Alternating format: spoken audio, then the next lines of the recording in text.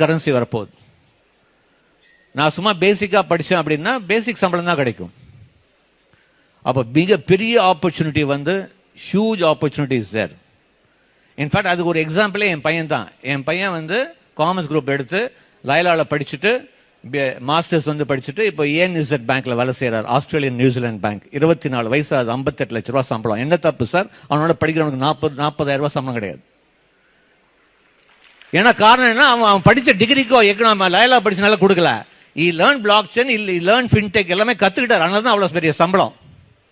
என்ன காலையில் 5 மணிக்கு எந்திரிக்கணும். ஏன்னா இவன் 5 மணிக்கு லேப்டாப் ஓபன் பண்ணா அங்க 10 மணிக்கு காலையில் நியூசிலாந்து. ஒரு செகண்ட் லேட் ஆனா அங்கிருந்து போன் வந்துருது. தப்பு கிடையாது, 5 மணிக்கு எந்திரிக்கலாம். Entirely develops block chain for ANZ bank. Australian New Zealand பேங்க்கு என்டையர் பிளாக் செயின் வந்து அவன் டெவலப் பண்றான். ஏன் முடியாது? அவன் என் பையன் எடுத்து சொல்றான், அப்பா